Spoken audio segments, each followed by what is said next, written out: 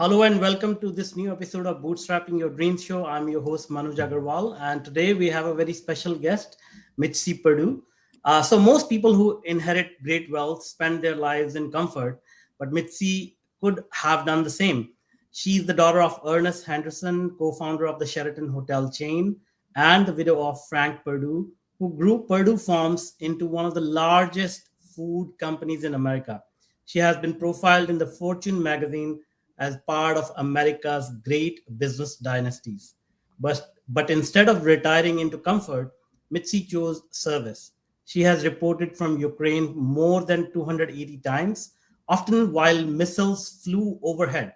She has raised millions of dollars to fight human trafficking and support families in war zones. She has spoken in more than 40 countries, and her writing has reached tens of millions worldwide. Her courage is matched by her legacy. She sits on executive committee of the Association of Foreign Press Correspondents, is a fellow at the Institute of World Politics, and serves as a senior fellow at the Center for Conflict Resolution. Just this year, she received the Lifetime Achievement Award from the American Society for AI, the very organization where I serve on the board and where I had the honor of meeting Mitzi. She travels and works closely with leaders like General David Petraeus of KKR, another guest of this podcast, to bring healing and hope to people in the darkest of places. Today, it is my great honor to welcome Mitzi Perdue, heiress, philanthropist, author, frontline reporter, and a woman whose choices show that true wealth is measured not in what we keep, but in what we give. Welcome, Mitzi. Oh, I'm I'm humbled by by your wonderful introduction. Thank you so much. I loved it. Absolutely. No, I'm humbled to have you. Your time and attention is the most precious commodity you can give to somebody. So I'm with along with our audience. I'm honored to have you. Okay, but So let me jump in here because yeah, speaking of being honored, I've read parts of your bio. I've studied you, and I love your background. I love what you thank make you. of your life. I mean, it's awesome. Thank you. Thank you. Very nice of you to say that. All right, so let's get into it. So, people know you as an heiress, an author, humanitarian. But when you look inside as Mitzi as a human, who are you to yourself? Honest, honest, honest. Okay, Yeah. behold, right in front of you, somebody who really does imposter syndrome. Mhm. Oh, so I mean, you asked me when I look inside, and I think, gosh, I want to. I don't. Let me do my very best to express this complex thought. Yeah, yeah, Uh, yeah, yeah. I just plain feel humbled by the things that are said about me. On the other Mhm. hand, I love what I do, so Mhm. I guess I could describe myself as somebody who absolutely cherishes the opportunity to do things that I hope matter. Yeah, yeah, yeah. No, that's beautiful. One of the things I have always been fascinated by your story is like the duality of having a lot of privilege and a lot of resources, but still looking at people who probably have lost everything, and that's a huge contrast. So, some people can go from like a little bit poverty because they have seen it, they have experienced it. That's why they can feel some empathy towards other people who don't have. But how did you develop all this? Like that's a big contrast, and I would love to understand how that all came about. Okay, I can explain that with a story from my late father. I Yeah, remember yeah. when I'm not sure of the age, but maybe 10 or 12 or something. And uh, with my father, uh, we had a summer place in New Hampshire, and we, he could have been out playing golf or tennis or something, but it was a Saturday morning, and he was in his office, and he was piling through all sorts of reports and studying. And so I go up to my father, I'm maybe I'm 10 or 12, and I tell him, you know, you could be out doing fun things with your friends. How come you're here working? And he said, I'm reading requests for donations to support different charities. And Mm. I said, but you could be doing more fun things than that.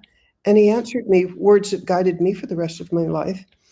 He said, the greatest pleasure my money, and remember he's the founder of the Sheraton hotel chain, Yeah. pleasure that my money has ever given me is in giving it away.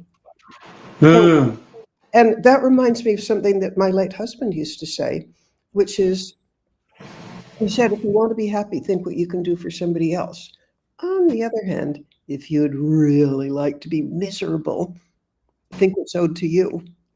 So, Mhm. yeah, both men were extremely philanthropic, and it's my hope that some of it's rubbed off on me. Absolutely. No, absolutely. And the other thing I noticed, because I've been watching your interviews as well, learning from your wisdom.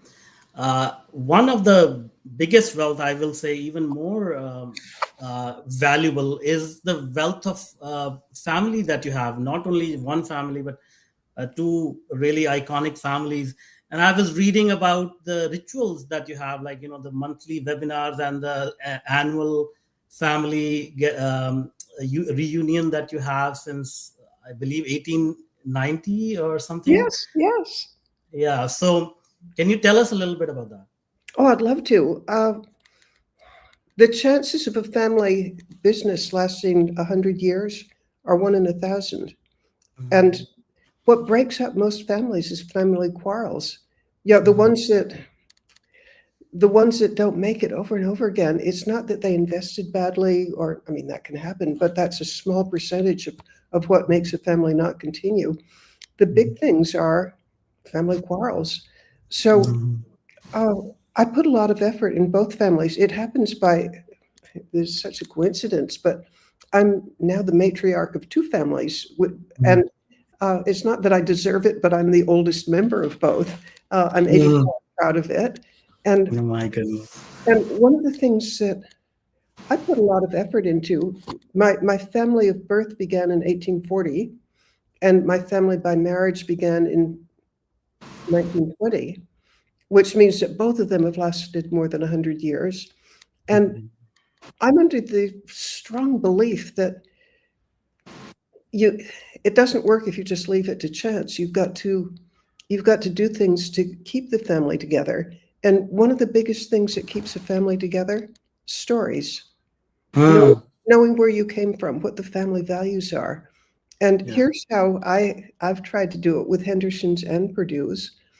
Uh, well, in the case of the Perdue's, when grandchildren were young, I would give out, like 4 times a year. I would Mhm. have, I think loads of families have newsletters, but I would have newsletters just for kids, maybe ages Mhm. 12. And in those newsletters, I would do two things. I would tell stories, and I'm going to share one like quick story. Yeah, please, please. There was Grandma Mummy Doo, and Mummy Doo was famous at Thanksgiving for making her fabulous biscuits. And I watched her, and I'd see that she would make the biscuits. She would drop them, they were make the batter, drop the dough onto a baking sheet that was lined with aluminum foil. After she'd bake them, she'd remove the biscuits, scrape off the crumbs, wash the aluminum foil with soap and water, dry it off, and rinse it, dry it off, and then save it. Mm. Well, I told that story in a newsletter explaining that, yeah, we are frugal people. We don't waste money, and we're ecological. We don't waste the world's Yeah, yeah, resources. yeah, But that's part of it. That's part of, teaching the kids values that matter to us. yeah, yeah, yeah. But I would also, for every time that I would uh, send out a newsletter, I'd have an activity to go with it, and I would have these. I called them treasure chests. And Mm. there would imagine a shoebox that sort of is decorated like a treasure chest. I ordered 500 of them, by the way, so I had loads to give out over the years. And inside would be a gift. And the gift would be something that would carry out the theme of whatever lesson I was trying to teach about family Mhm. history. And in the case of the story of Mummy Doo and her biscuits, the treasure chest would have, knowing that kids like presents and it puts them in a good mood, it would have a costume. Or it wasn't a real costume, it would be, I'd get them from Amazon. Uh, I'd get like a chef's smock, a chef's toque, Mhm. and inside a plastic baggie would be the ingredients for Mummy Doo's biscuits and a Wow. big sheet of aluminum foil. And the goal of each of these activities that go with each newsletter would be the child and their grown-up would do the activity. In this case, it's baking the biscuits. So they bake the Mhm. biscuits and they get to eat them, but they Mhm. also wash off the aluminum foil and dry it off Mhm. and save it. And so the idea is if you have I want them to know the stories and I want them to know the lesson. The lesson is we're a frugal family and we don't waste resources. We Yeah, no, put that's the beautiful. earth's resources. But when they actually get to do the activity and then they talk it over with their little cousins, I think it sinks in deeper. So every Yeah, yeah. newspaper, every newsletter would always have some story in it and then an activity. And Nice. Yeah, no, that's absolutely you spot on. I think stories are what makes us human, connect us, and even when we read the scripture, any ancient wisdom, they generally don't tell you, okay, do it this way. They tell a story about a king, waging a war or getting in some trouble, and sort of through exercising their values, they come to transform themselves. So that's a very powerful way to uh, keep the family together, if you will. yeah, I almost believe that we are the stories we tell each other. That's where we get our Absolutely. identity. And you can leave it to chance. And I don't recommend that because I think there's a lot in our culture that I don't want to define us. I Yeah. want things that are well, like being frugal is a good one. Yeah, yeah. No, that's amazing. And one other way people help is just they give time or attention or even give money, but you choose to go into the middle of the war zone, like you reported from Ukraine. That itself, it's an extreme step to go help. How did you decide that you wanted to be on the front lines? Well, here's how it came about. Well, and it has something to do with I'm 84, but I still have a taste for adventure. But that's not why I Mm, did it. mm, It came about because I write for Psychology Today and I mm, write about human trafficking, mm, which is something that just so catches my heart, the cruelty, the horror of it. Well, I wrote a mm, story about how in conflict areas, the human traffickers just swoop in because there are all these mm, people. And I'd interviewed some Ukrainians by Zoom about what was going on with human trafficking in the border of Ukraine and I guess it's Poland. And well, the story was published, but the head of the Ukrainian or the Kiev police, and the Kiev police, it's a big region. He employs 6,400 people, so it's a big deal. He had written his master's thesis on human trafficking, mm, and my story came across his desk because it had the word Ukraine in it and the word human trafficking, and somebody told him about it. Well, the next mm. thing I know, just days after I'd written the story, I get this Zoom call, an invitation from General Nebitov saying that, bless him, he liked my story. But he said, if you will come to Ukraine, you can be our guest for 6 days and we'll show you more about what you've been writing about. I And see. that was the first of 4 visits I've had so far, and in 2 Wow. days, I'm going back again. Yeah, yeah, you're preparing for another trip, so I am, um, I am. I yeah, mean, 2 days from now, ooh, and, yeah. oh, that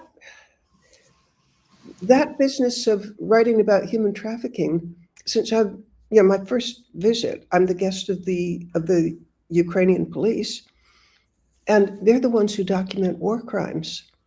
And Mhm, mhm, I think human trafficking is about as horrible as anything can be, except I think I've heard I've heard and even written about things that I think are even worse than human trafficking. Just mhm, such cruelty. Uh, mhm, because the police are the ones who document war crimes. And mhm. it would happen. I expected only to go once. Instead, I'm about to have my Yeah, first trip. But yeah. something that, from my point of view as a journalist, is just extremely fulfilling.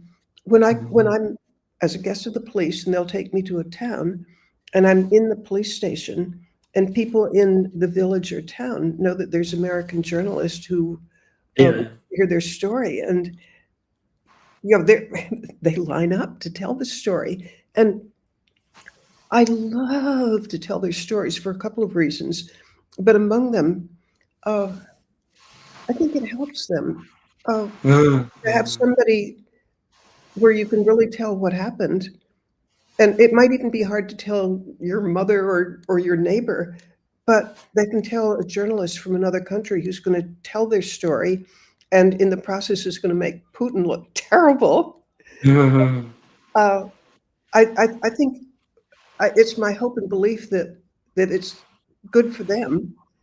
And then I think, that in so many cases, if I don't tell the stories I hear, I believe they'll never be told, and they deserve Yeah, to be told. yeah, yeah. No, that's beautiful. That's heartbreaking, but I think this work is definitely, for lack of a better word, we have talked about this. It's, in my opinion, changing lives, but also worthy of huge recognitions like the Nobel Prize. So, um, I love that you yeah, think in terms of Nobel Prizes. It's not going to be me, but I love that you mentioned that word. no, I think your work is definitely something that is changing the world, and it is worthy of that recognition for sure. Well, Um, I did get some recognition. Did I tell you about being an assassination attempt survivor? oh my goodness, no! Please tell me. Okay, the after my first trip, uh, I really wanted. Well, I had a couple of motives. I really wanted to be invited back, and Mhm. I thought, if I write a whole lot of stories, that will help get me invited back. But there was one guaranteed way, which is I auctioned a ring that was Yeah. it was an emerald from the sunken treasure ship Atocha. It sank in 1622, and it was really historic, and I absolutely loved it. But I thought, if I sell this thing, if I auction it, uh, it'll get a lot of attention for Ukraine, and it will raise Mhm. money. Well, it sold for $1.2 million. Yeah, yeah, Uh, I used that money at the request of the Ukrainian police because it all went to yeah. Mhm. causes that they recommended. But the Ukraine has a lot of rivers, and a lot of crime happens on rivers, like human trafficking, and, arms smuggling. Just a lot of bad things happen on rivers, and all the police boats of the Kyiv region had been confiscated, and so Mm. without the police boats, if you're a river patrol police guy, you're in trouble. So part of the money for the ring went to replace the 5 missing police boats. And Mm. just a little side note, it was done in Ukraine. I mean, it kept a boatyard alive, which was good. Yeah, Um, yeah, and I requested make it better than what was taken. yeah, And yeah, they were very excited about that because they were like, I don't know if I'm exaggerating or not, but looking at them, I think they were probably 3 times as powerful as what was yeah, before. I may be wrong on this, but that's my impression. yeah, Anyway, yeah. I got the chance to name them all, and they were Wow. expecting me to name the 5 police boats maybe after my kids and grandkids or something, and I said, "No." And we're now getting to the thing that helped get me be come to the attention of an assassin. Um, Mm.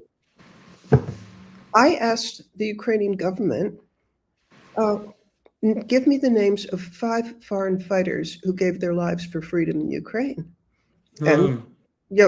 they gave me a guy from Japan, one from Australia, one from France, one from the Netherlands, and one from the US. So Wow. the boats were named after these guys. But since I'm a writer by trade, I interviewed the parents of each of the young men. Oh, And wow. and my impression is that it was just hugely meaningful to have to talk with the parents and have the sacrifice of their sons recognized. Hmm. I mean, Hmm. it's nothing can bring the son back, but to have their sacrifice cherished, it mattered. Well, Yeah. uh, I wrote these stories, and they got published all over the world. I mean, they in hundreds and hundreds of different newspapers telling about why people would give their lives to stop Putin. Yeah. Well, Yeah. Yeah. okay, now what I'm about to describe, people tell me this, I can't swear that it's true, but let's go with it. Uh, that if you write about the battle lines, they move 4 kilometers forward or something, Yeah. uh, Yeah. Yeah. that's not going to get you in trouble with Mr. Putin. He doesn't care. Hmm. He doesn't care that you write about it. But when you write about how people, the real emotional stories of the parents telling why their sons decided to do this and what it meant and how proud they were, to give your life to oppose Putin, uh, I'm told that would get the anger of the Hmm. a lot more than I mean, telling the human interest side that tugs at people's heart. Yeah. Um, Yeah. Yeah. Well, let me tell you what happened because of that. And again, I've got these stories out there in hundreds and hundreds of different newspapers throughout the world, like in Japan or Spain or wherever. Um, I was told by 3 different people who would know, like ex-CIA people, um, police people, uh, don't go back because you're on Putin's murder list. And I don't think they were exaggerating because I even had met a man in China, like before the pandemic. Uh, there's this guy that I randomly met, and he called me up from China, from Shanghai, saying, "Don't go. You're in the murder list." How he would know, I don't know. It's all mysterious, but nevertheless, 3 knowledgeable people said, uh, "You're on Putin's murder list." Well, I figured that Putin probably has 500,000 people that he's more angry at than me, and so I went anyway. Yeah. And Wow. well, okay, that was cool. The police took it seriously enough, um, that I had, like, round-the-clock bodyguards with AK-47s, and when I'd go from one town to another, it would be in a police convoy. I mean, it Hmm. was it was exciting stuff. Um, Hmm.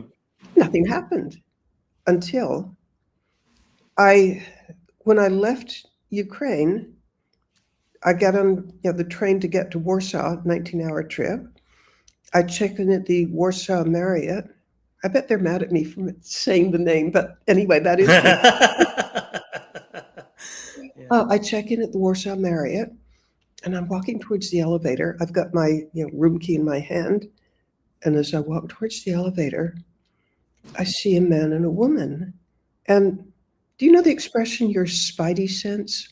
The little Hmm. thing Hmm. Spider-Man sense where in the back of your neck, you just know something's wrong? I Yeah. didn't Yeah. believe in it up until what I'm about to describe. I got the sense so strongly that I should not get in the elevator with those guys, or the man and the woman, that I looked at my watch, turned around as if I'd forgotten something, and walked away and didn't get on the elevator. I came back half an hour later. Phew, they're gone. I'm on the elevator, and they get on the second floor. Oop. And what I'm about to describe, I actually don't remember, but it's Hmm. happened, or there's only like a 1-minute part that I don't remember, but it's happened Hmm. to almost 100 journalists that I know of. So, and I have the scar to show for it.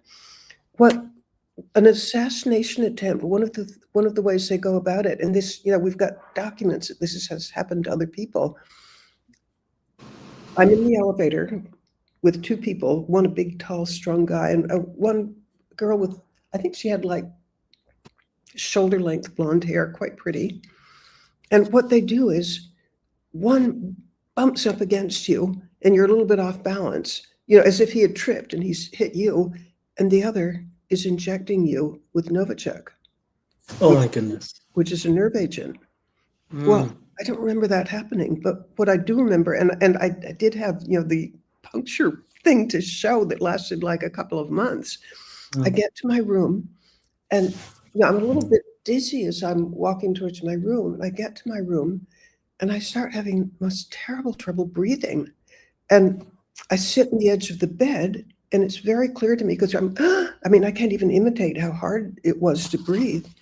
Uh, I knew that I should roll over in the bed to the side where the house phone was, and I should pick it up and say, "Help, can't breathe." I couldn't do it. I was, Mm. it was as if I was paralyzed, and I wasn't sure I could speak even. I, my fingers still worked though, and I had my iPad in my lap, and I texted a Polish friend, room 409, Airport Marriott, can't breathe, help. Mm. Mhm. And thank heaven he got it because he called the front desk and explained that, that Mitzi Perdue in room 409 couldn't breathe.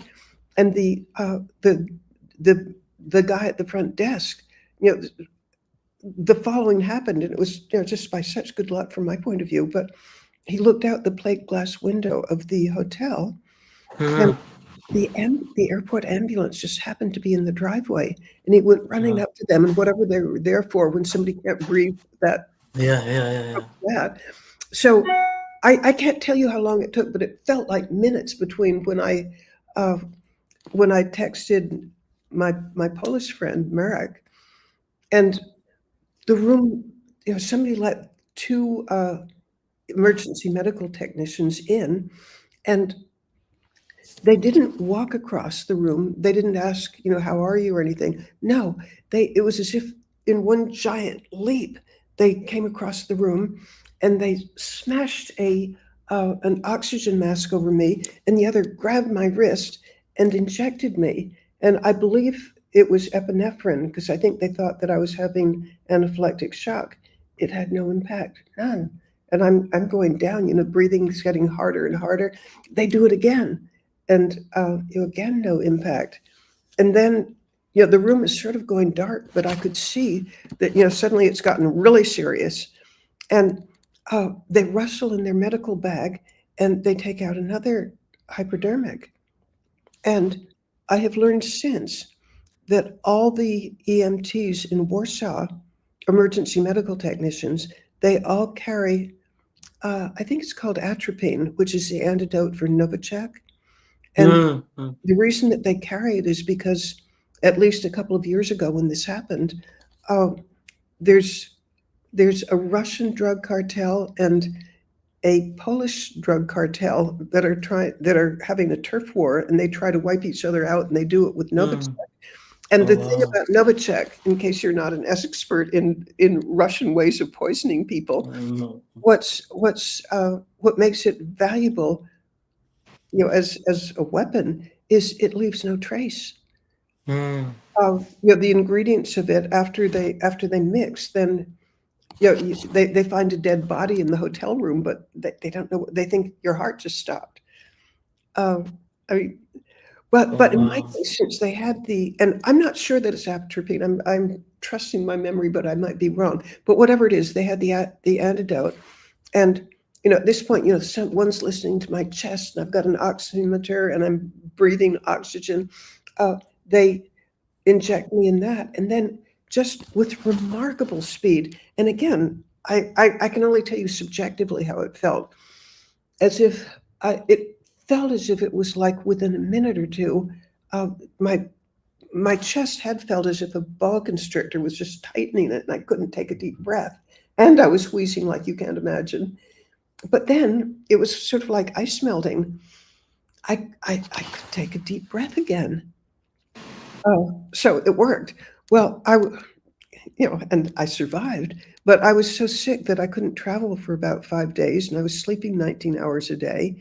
And when I finally was able to travel, there were a whole lot of doctors interested in me, and we discovered that uh, that one lung wasn't working right. And the scariest was a dentist said that my gums were so inflamed that I was going to lose all my teeth. Oh my goodness. I mean, it was scary.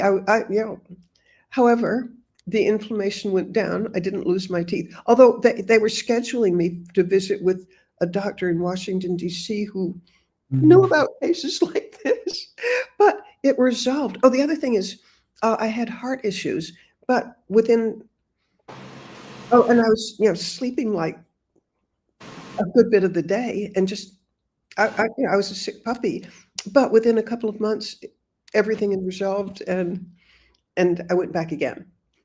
Wow, that story just blows my mind, and that just says so much about you, like being a person you are, like even going through something like that, and you're again going there. I Well, don't have any. okay, I'm going there, but I don't intend to be stupid. Yeah, no, no, I'm but not getting still, into elevators with two yeah, people I don't know who look funny. yeah, no, but this is just wow, this is amazing, and so thankful that everything worked in the way that it did. The ambulance being there and everything. So yeah. Well, I mean, if that ambulance hadn't been there, by the way, I also, I became really interested in how numbers works. And there are all sorts of varieties of it. There's some that work very quickly and some that work slowly. Mm, mm. I'm not sure which I had, but I do know that I don't think I would have lasted very long without the antidote. Wow, amazing. Well, thank God that you are here safe and sound, and I hope your upcoming trip will be uh, um, impactful as it's supposed to be, without any glitches or anything like that. Well, But can I that boast? was, I want to boast of something that I'm just so proud of. I can't keep it to myself. yeah, please, please, please. Okay, I've Yeah. been told that in my upcoming trip, I mean, I'll have lots of interviews and it's a working trip, but I've been told that the National Police of Ukraine is making me an honorary policewoman. Oh my goodness! Wow, that's amazing. Yeah, Yeah, I would love. how many hotel heiresses get to be an honorary Ukrainian policewoman? Eh, absolutely. Well, first you have to be in Ukraine and do the work that you do. So, yeah, I mean, you deserve it more. You deserve that and more for sure. Well, thank you. Yeah. So now let's talk about you are also working with General Petraeus. So I just want to ask a few questions related to that. Like, so what have you learned? So obviously he's a person of huge impact himself, but I want to talk about failures. So what have you learned from leadership failures? Maybe working with him, maybe on your own, maybe you have seen very chaotic places. Any leadership failures and the lessons that you can share? Well, I can tell you one thing about him. He has crazy amounts of energy. Uh, Mm. he's, as far as I can tell, he's not touched by jet lag. And Hmm. like, okay, I've been with him once before in a trip to Ukraine. And I remember, there's a 7-hour time change, which is, you can endure that. But there's also, to get to Ukraine, it's something like I think it's like an 11-hour trip from New York to Warsaw. And then there are no planes, no commercial planes flying to Kyiv. So you have to go uh, by train. And the train station is I think it's like a 5-hour car trip from the airplane or the Wow. airport. So, you've been on the plane for like 11 hours, then 5 hours, and then you get on the train and it's 19 hours. And then you've got to cope with a 7-hour time change. So with just very little sleep. And General Petraeus still goes out for a run. Oh my goodness. I mean, I could fly to the moon easier than I could go out for a run after all of that. Yeah, absolutely. Okay, Wow. but that's a human characteristic. That's not a leadership thing. Uh, what I've observed is he's awfully good at motivating people by uh, noticing the best in them and commenting on it. So at the end of some time with him, I mean, you'd be willing to break your neck to please this guy, Mhm. and that's a gift. Yeah, absolutely. And I think you have that too. I mean, I've noticed you interact with people, and I think I also heard you saying one story that really stood out for me as well. Like when you got married, I think you invited 16,000 employees to your home. Well, yes, but not all at once. Yeah, not all at once, but yeah. But so I think you have that same quality, like observing the best in other people and commenting on it. So Well, I can I mean, share how it happens yeah, that I had 16,000 yeah, people? yeah. Please, yeah, please. When Frank and I got married, we'd just gotten back from our honeymoon, and it was, well, I guess it was maybe in October, and we're walking along a beach in Rhode Island, and I suddenly spring on him. And by the way, Purdue at that point employed 16,000 people. I told Frank, uh, I think we should entertain every single person who works for you in our home. Mhm. And he thought, yeah, this was just a ridiculous idea. No, that's way too many. And I said, and I think we should have them 100 at a time. No, that's way too many. And let's start with the secretaries because they can spread the word that our parties are fun and not scary. And he said, no, that would just never work. And I said, I bet we could put it together in 6 weeks. Let's start it in November. Yeah. And he's saying no all along, and I'm pretending is the operative word. I'm pretending that I don't understand that he's saying. Yeah. But Yeah. in the end, uh, I think it worked out beautifully because uh, Frank was just genius as a host. Because say there would be 100 people and would invite them in groups that knew each other, like would invite the veterinarians or the accountants or the truckers, so that they could. Yeah, I could imagine that it would be intimidating to be invited to the big boss's home. But Mhm. once they're there, Frank had this gift for here's a leadership thing. Uh, I noticed that whenever he was talking with a person, that person would have his total 100% focus. It was as if there was nobody in the universe more important than that person. So he was just enveloping you in caring and interest and making you feel 10 feet tall. Mhm. Uh, And at the end of these parties, there are 100 people. Oh, the coolest thing in the world, Frank Perdue at these parties would have a buffet line. And very often Yeah. Frank would serve it would there would be like 3 or 4 waiters, and Frank Perdue serving his employees. Is that not cool? Absolutely. No, I heard that in your interview as well, but coming from you directly, that this is just amazing. Yeah.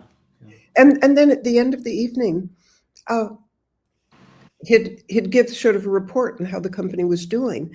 And Mhm. imagine that you're, I don't know, well, a trucker, and you hear from the big boss the good, the bad, and the ugly. We're really doing well here. Oh, we've got this problem here. Oh, and we've got so and so, and this is what the weather did to us. But my feeling is that that have such a feeling of being a part of it when the big Yeah. boss is sharing the good, the bad, and the ugly, and Yeah.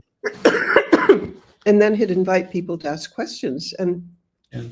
I think it was just a wonderful thing. And the reason it occurred to me at all is because I grew up in a hotel family, and hospitality is a big deal. Yeah. Yeah. And I think it weaves the same thing back. Mm? You want to get some tea? Uh, can I? Yeah, of course, yeah. Okay, everybody's going to see my messy room. Get Actually, some it's not momos on messy. them. I cleaned it up for you. I am getting the tea. Yeah. Assam tea from India. um, no, I was saying it weaves the thread back of telling stories, because inviting those people and sharing those stories, and it also sort of infuses that those values in everyone. So I think we are seeing the pattern of story sharing across the board. Oh, that just suddenly made me think of General Petraeus and something that he and Frank had in common, Hmm. which is there was a phrase from a philosopher from like 1900. His name was William James. And he said the deepest principle of human nature is the craving for appreciation. People Yeah. crave appreciation.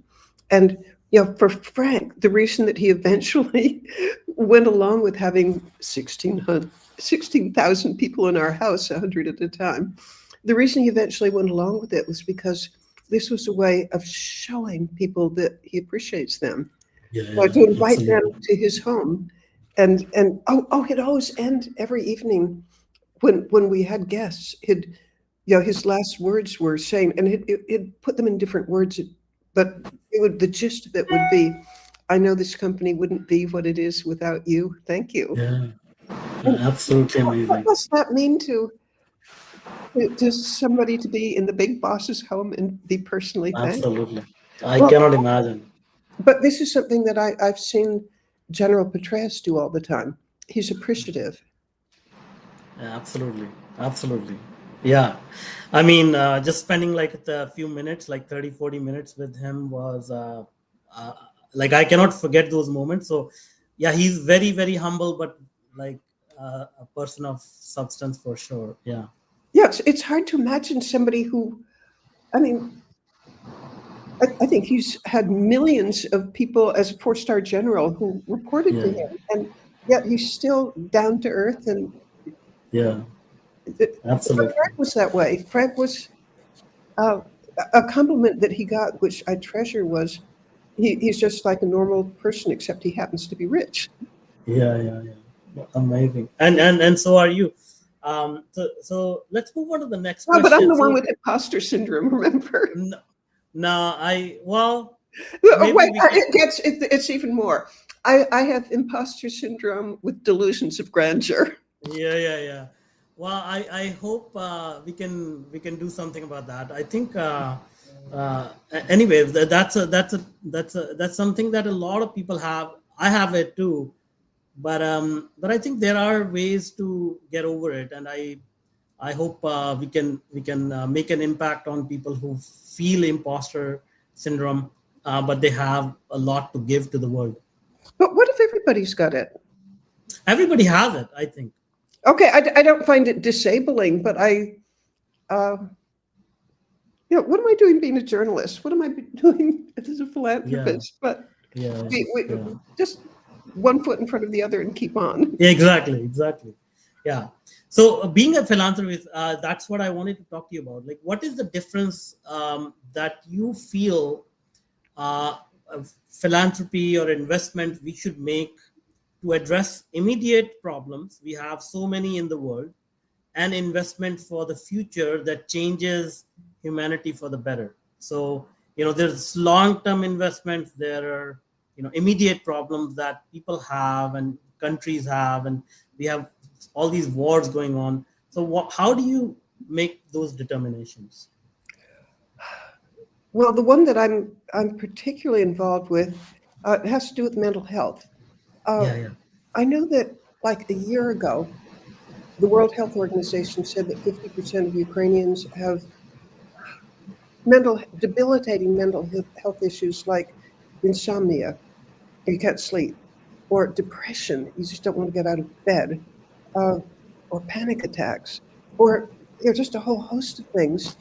Well, that was a year ago, and I've heard estimates that right now 95% of people, just the strain of the ongoing war and the grief and I mean, so it's a huge thing, and a lot of these, if the war ends tomorrow, and oh, how I wish it would. I mean, every morning I get up and I turn on YouTube hoping to see the news that Mr. Yeah. is no longer with us. Yeah. But even if it stops today, that people will be for a long time suffering. And I became particularly aware of this because I told you that when I visited town, uh, I'm humbled by this and grateful, but people will line up at the police station to tell their stories. And in one case, there was a 14-year-old girl. She was orphaned. And I have her for half an hour for an interview, and I'm writing stories as fast as I can. But she tells the story of how she watched both her parents be machine gunned down and bleed out. And oh my God, could anything in the world be more? Mhm. Uh, but she's telling me this story, and in more details than I'll go into. But she's telling this story, and she's telling it sort of in a monotone like this, without her voice isn't going up or down, and she's sort of talking as if it's happened to somebody else. And from psychology, that's what's called dissociating. She Mhm. Mhm. she's sort of saying that it's not really me that this happened to. Well, when you have it as severely as she did, the the future for her without counseling is very likely to be, the strain of making your mind say, distance yourself from it. It's the most normal thing in the world that you would do this, but without counseling, typically you'll end up self-medicating with drugs or alcohol, and then you've got Mhm. an addiction problem in addition to the trauma. And I've spent half an hour with her. I have a 14-year-old granddaughter myself. I'm feeling fond of her and protective of her. And after she's left the interview room, the translator, I asked Irina, the translator, is she going to get counseling? And Mhm. Irina pointed out what I should have known, that we're a poor country, we're at war, we don't have many psychotherapists to begin with. Uh, there are millions of people with trauma, and Mhm. in proportion to the need, there's almost no therapists in proportion to the need.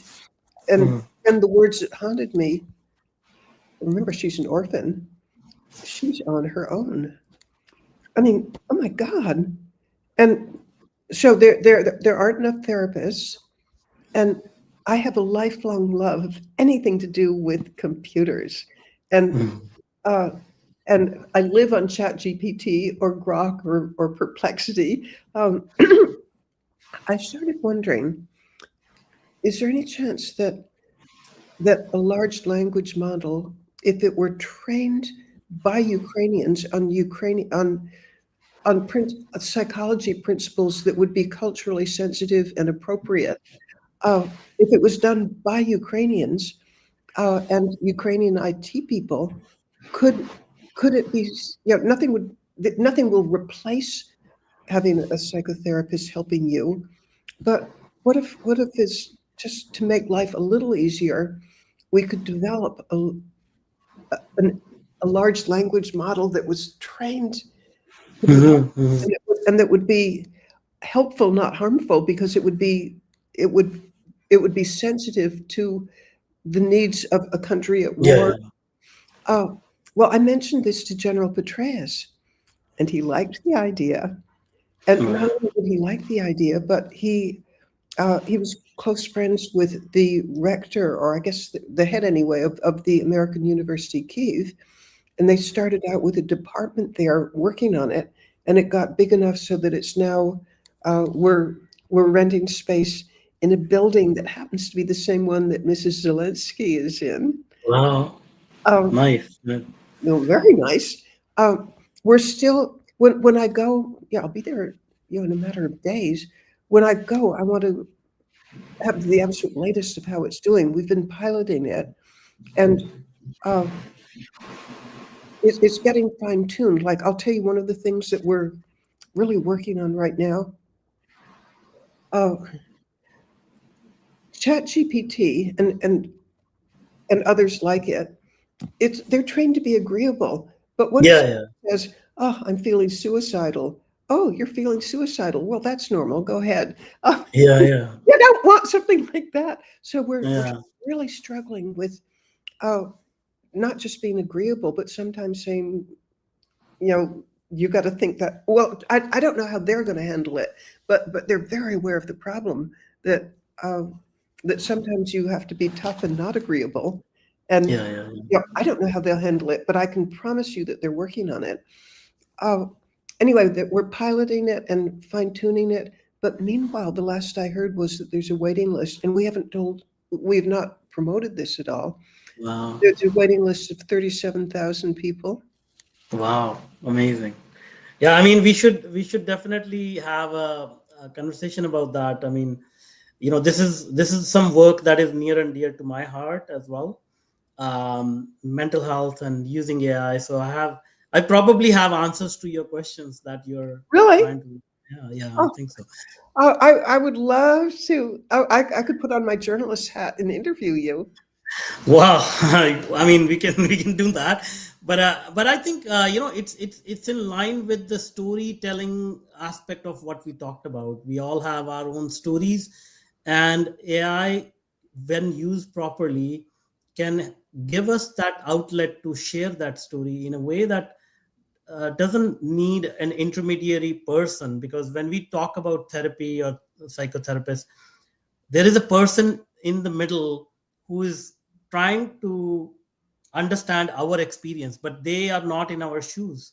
But if we can talk to an AI which is a reflection of our soul, our mind, and if we can express our own story and get some feedback rather than advice, because advice is what we were talking about. These LLMs are designed to be agreeable when we ask for advice, but when we ask for reflection, then there is no such problem as these LLMs giving us bad advice, because we are just reflecting ourselves. Yeah, Oh, yeah, well, let me share with you some other things that I find exciting. yeah, yeah, yeah. Please, please. One of the problems in therapy, mental health therapy, is it's awfully hard to know how well it's working Mm. because you don't have, you're a therapist and you're trying this approach. Uh, you're going to have an awful lot of bias to think, oh, it's working. Uh, Yeah, yeah, and so, and the number of data points that you can get on this that are objective is not large. But what could happen if you have, I'm told by from various sources that an exciting thing with therapy by using an LLM is that there are additional apps that you could put. By the way, I should quick say that this is accessed in Ukraine on a smartphone, and it's available free and 24/7. yeah, So, yeah, yeah. okay, so you've got this smartphone. My hand here is the face of the smartphone. Uh, it's looking at you, and if I've understood this correctly, I'm going to be directionally accurate, even if I'm not exactly accurate. Yeah, yeah, yeah, That yeah, there's something like 800 combinations of little muscles in your face that, this yeah. one does this, and you can tell, is somebody more stressed or less stressed than they were a few Yeah. minutes ago? Are they more upbeat? Are they more depressed? You can, and then the same thing is true for voice. Your tone. Uh, I'm not good at telling, but what if you've got this super intelligent AI that can really tell that, oh, you're just falling apart, or Mhm. oh my gosh, by the end of half an hour or an hour, however long it takes, uh, you're more together, you're more Yeah, upbeat. Um, what if you could put those two together, the ability to read your face and the ability to understand the tones that you're speaking? yeah, What if you could absolutely. absolutely validate, do A/B testing? Eh, I'm making this up as I go along, but uh, what if somebody who's just really on the edge, you try tough love and you learn that, remember, I'm making this up, that it gets them more upset. Uh, And you know it because it's not somebody guessing. You know it because both the voice and I'm assuming they're going to be congruent, the facial muscles Yeah. and the voice.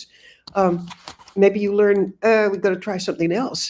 So Yeah. what if there's a lot of A, B, C, D, E, F, G testing of what is most helpful and what's least helpful? Yeah. No, this. If what we're working on, if it pans out, it could be useful to the whole field of psychology. Absolutely. I think we are sitting on a disruption that is unprecedented in human history. But just to continue this conversation, I will also advise them to. I mean, this may need additional equipment, but also advise them to look at HRV, heart rate variability. Oh, That's an yes, indicator. Yeah. yes. I mean, yes. Yeah. So that heart rate variability gives you a really good read on your overall well-being, physical, mental, and spiritual. And if you can track it, that's a best indicator for human health. Uh, it's a very deeply. Now, in order to measure your HRV, you'll need additional equipment, but I think that's Well, combined. Yeah. Yeah. Exactly. yeah, I was talking with some people yesterday who have access to a lot of funds, and they were Mhm. excited about it. And they wanted to know how much I thought it would be, and Mm. millions. Yeah, yeah, But why not? yeah, yeah. I think, yeah, I mean, combining all these modalities, all these readings, AI interacting with humans, I think that is the breakthrough which will change the world. Yeah. I think it Coming will to, because yeah, we're getting advised by this. Uh, like there are 5 different universities in the U.S. that are advising, and one that I'm just really excited about is the Harvard Medical School Refugee Trauma Center is advising us. And then there are all sorts of parts of the Ukrainian government that are not only advising us, but they want to get, they we can provide them with statistics that would be hard for them to get, like yeah, yeah, regions of Ukraine where people are particularly suffering. You know, we can yeah. pinpoint it because we'll know. Yeah, exactly, exactly. Now, this is great. That leads me to the next question, which is related to something that we have discussed: the Nobel scale change. You know, doing the work in the world that is so impactful that it can win Nobel prizes for people who have the ability, like yourself, to make that impact. So, if you were advising the Nobel Committee today, what kind of work do you believe the world should be honoring with the Nobel Prize? Well, naturally, peace first, but for health, Mhm. I think health is underserved. And I think it's underserved because up to now, the gap between need and cost. I mean, if you're say you're badly depressed, Mhm. wouldn't it be nice if you could have something available 24/7 rather than like once a week? Wouldn't it be nice if Absolutely. it were free instead of meaning that, oh, I'll have to go without 2 meals to pay? I I, I would love to. This would not take any mental health professional's profession away from them, because for this really to work, here's another step to it. What we're designing right now is there are all sorts of flags that if somebody needs, they're in a crisis and they need help right now, uh, it, a human being will be notified and they will be able to talk with a human being. And by the way, a statistic that I heard like a week ago in Ukraine, the suicide hotline, you might wait 10 hours to have it answered. Oh my God. And uh, with Mental Health Global, I, I don't have an answer to what I'm about to ask, but really it's better to have something right away than have to wait 10 hours. I mean, if you're so depressed that you're thinking of taking your life, and then nobody answers, I mean, that's going to. Yeah, yeah, yeah, yeah. These are big problems. Definitely, definitely. Well, the big problem from my point of view is sort of ethically, I don't think we're far enough along to want to handle something so severe. Yeah, And yeah, yet, if doing nothing is worse, um, but that's, again, it's not on my shoulders to decide that. yeah, Although I did talk with an ethicist from the American Veterans Administration, and she said it's a no-brainer. You help. yeah. Exactly. But I'm not going to listen to just one person. I want to hear Yeah. from a lot of points of view. Yeah, I think this is these are definitely the problems that technology is going to solve, and many, many more. I think we are sitting on the edge of a huge change in this world. So yeah, I think the Nobel Committee, if they are hearing, they should definitely take note. I think in they have already started awarding Nobel prizes for work in the field of AI, but it will continue. I think it will start to have more and more. AI is going to have more and more impact on all these discoveries, all these changes. So I'm glad you see it that way. Well, one of the things that I find exciting about this is, in proportion to the number of people who can be helped, it's almost free. Yeah, yeah, yeah, It exactly. does cost millions, but how about in Ukraine, there may be 25, 30 million people who need help and they're not getting it. But Yeah, as we work on designing this thing, the real goal is to create a template for how you do it. And I yeah, sort yeah. of have an image of it right now that, well, Iraq has already asked to copy this. I see, I see. And the way that I see it unfolding is uh, pretty much every country has some kind of institution of higher learning, Yeah, yeah, get, yeah. get local people to create culturally appropriate advice. So Yeah, the yeah. LLM is trained for each country. And a Correct. university setting, I mean, maybe there's a better setting, possibly a hospital or something, but I would think that a university setting could copy what we're doing. And Yeah, yeah. uh, Absolutely. but imagine if, I mean, I have read, again, this is a this is World Health Organization statistic. There are close to 1 billion people who have really debilitating mental health issues. Yeah, yeah, yeah. Depression is one of the big ones, but insomnia, there's, and some of these, I don't think we can cure, I don't expect we could cure anybody, but I also think that for most people, with some information and some insight and some knowing that you're Mhm. not alone, it could make it more bearable. Absolutely. Yeah, I think even getting some help in that situation is like getting oxygen, in a suffocating environment for sure. And actually, we don't know how. I've been reading reports, and I don't know what side to come down on, but I've been reading some reports that say that people are helped more by an AI than they are by a Mm. human, because they'll it's easier for them to tell things to an AI than face to face. I mean, Yeah, yeah, I can yeah, see that, and yeah. then that it's available all the time rather than like Mm. once a week. Yeah, yeah. I Exactly, mean, exactly. I said earlier that I don't expect to cure anybody, but what if we could? I think it can. I think it can.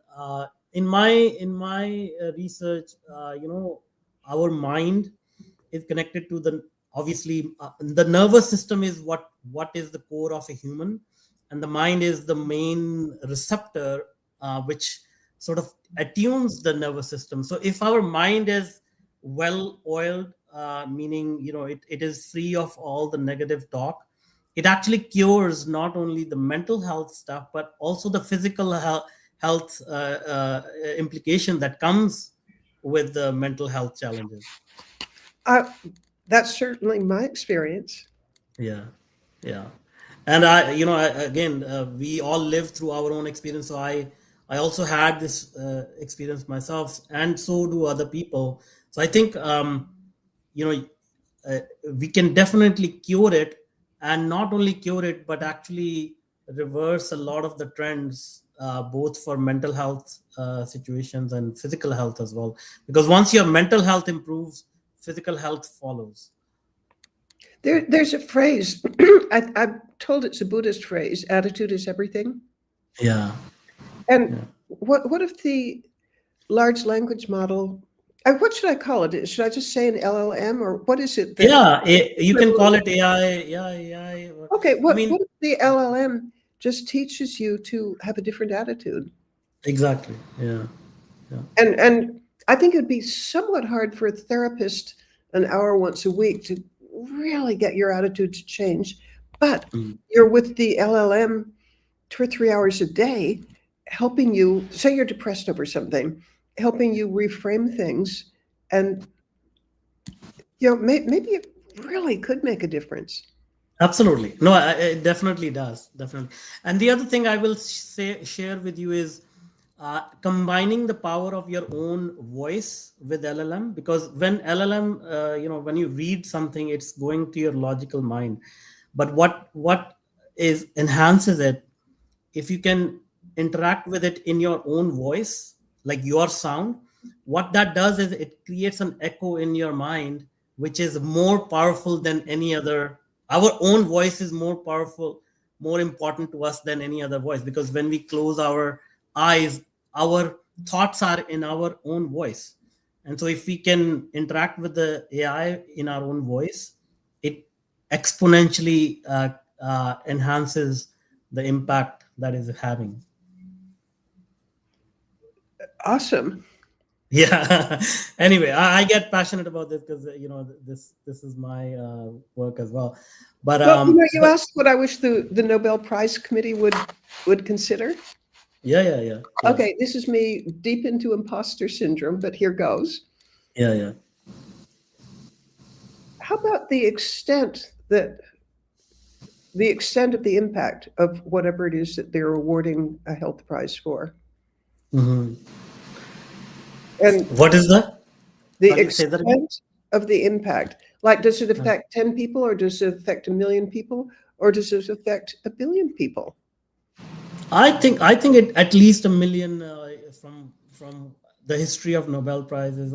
Most of them are awarded to like big impact. 1 million of at least, I think. But let's go for 1 billion. Yeah, that's a good number. Yeah, That's a good why number. not? Absolutely. Well, great. We have been talking for more than an hour. Thank you so much. I didn't even take note of time. You are so gracious with your time. Thank you so much for everything that you're doing. And I wish you all the best for your upcoming trip. And I hope you make more impact and come back safe with a lot more stories to share. I would well, first of all, I hope you're right. And second, I'd love to share any stories that I've got. Thank you. Thank you.